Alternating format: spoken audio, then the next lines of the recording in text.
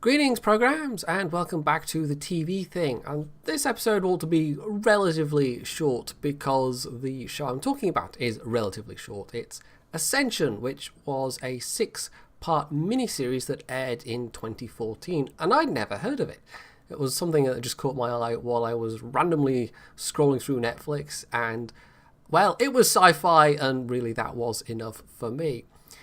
Now, this is going to be a slightly tricky one to talk about with no spoilers, because it's one of those shows where there's various twists and turns happen, and it's not anything you can really talk about without massively giving the game away as to what's going to happen. But the basic premise, as laid out in the first episode, is there's a generation ship built in the 1960s, and it's on its way to, I can't even remember which star, I think it's Proxima Centauri. Yeah, it is, it's Proxima Centauri. And the idea is that they're going to colonize a planet there. And you have to kind of stretch your imagination, because first off, you think, okay, this is some alternate history of our world where, you know, the US built this thing in the 60s, and then you find out in the first of many little twists and turns that actually, no, it's the world that we know, but that this whole thing was done secretly. That they secretly built this 600-person massive colony ship with 1960s technology before we'd even landed on the moon and sent it off into space. Now, the whole thing is sort of inspired by Project Orion, and there's various references to sort of one person in particular who is a bit kind of Werner von Braunish in terms of having masterminded the whole thing and being an ex-Nazi scientist.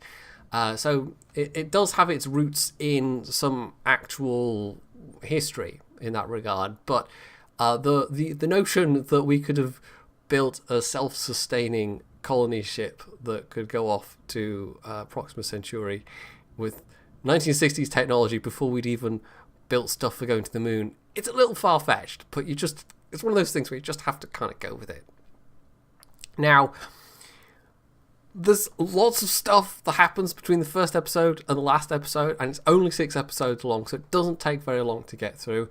And if I had to characterize it overall, which I kind of have to, because I can't really delve into the details without massively spoiling it, as I've said, but it's ultimately disappointing. Now, the whole thing is sort of like it feels sort of fairly self-contained up to the point where the last episode where it stops, and it just comes to a complete dead halt.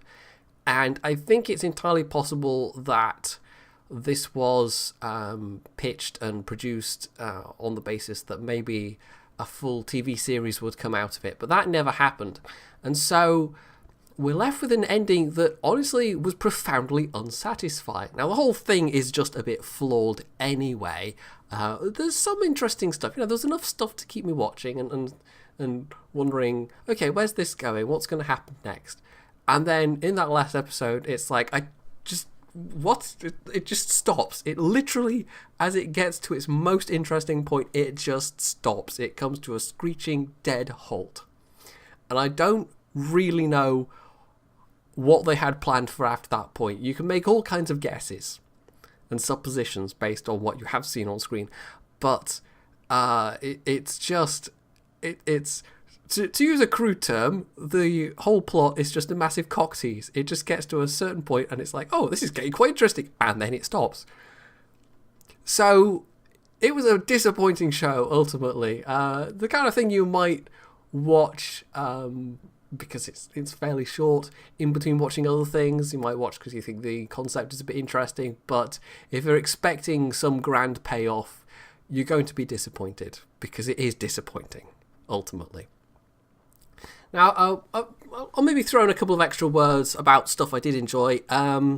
The actual like the design of the spaceship, again, you have to like suspend your disbelief. It's got a massive glass nose. This thing is presumably accelerating along. I mean, Project Orion, if you didn't know, was the idea that we could propel spacecraft with small nuclear bombs, which sounds crazy, right? Except not really, because what you do is you will drop these small nuclear bombs out the back, they go boom, and produce force, and the force pushes the spacecraft along. So you drop just a steady stream of these things, and it steadily accelerates you. So the idea is, presumably, that they are accelerating to whatever small fraction of the speed of light, and then they flip over at the halfway mark and start decelerating towards Proxima Centauri. But this spaceship has got a massive glass nose, and if you're travelling along at those kind of speeds, that's not a good idea. In fact, having any kind of unprotected anything is not a good idea. They do at one point make reference to having a water jacket, which would basically one of the issues is you've got all these like cosmic rays and radiation and whatever, not to mention dust particles and actual physical chunks of rock and whatever else you might encounter along the way. But just on the radiation and everything alone, it would be pretty fatal to the crew. So you would need some kind of shield, and the low-tech way of doing it is you can either, you can use water or even like a big chunk of ice, which is another concept that's been used in sci-fi previously. So to have just this massive, great big glass nose on this spaceship doesn't make any sense in that regard. But the actual spaceship itself, the design, the sets, they're all quite nice. They're all quite well done. This was a show where they didn't... there's a couple of big kind of set-piece sets, and then there's some like corridors and whatever, which are a bit less interesting. But overall, the actual design of the thing was quite good. Like, it was quite interesting, and it maybe doesn't feel like it was built in the 1960s. But again, suspension of disbelief. You just have to go with it. And the cast is the other thing that I think bears worth mentioning, because it does actually have quite a good cast. You've got, principally, the person you might recognise the most is Tricia Helfer, who, of course, was in, I think, all seasons of Battlestar Galactica. And I'm not going to say she's playing the same role, but she does take her clothes off once or twice. I don't know if that's a typecast thing or if it's just something as an actress she's willing to do. And they're like, okay, we've got Tricia Helfer, let's have her take her clothes off. I don't know the thought process behind that. But, at least they did it in a way that, like Battlestar Galactica, it sort of made sense in the context, sort of. But she was, I think, the most talented person in the whole thing, to be honest. Although they did also have Gil Bellows in, and a couple of other people that I'd not seen before in other things, but the acting as a whole was just generally quite solid. The performances were quite solid. The writing, as I've said, when it wasn't veering or just not entirely making sense, was quite solid.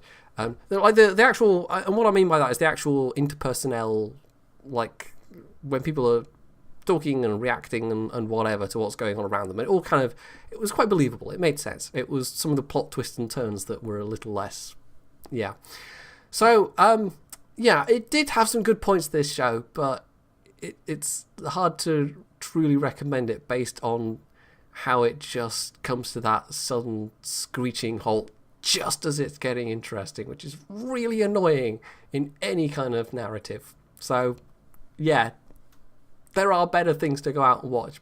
But if you think the concept of the show is interesting enough as a whole, well, at least you're forewarned.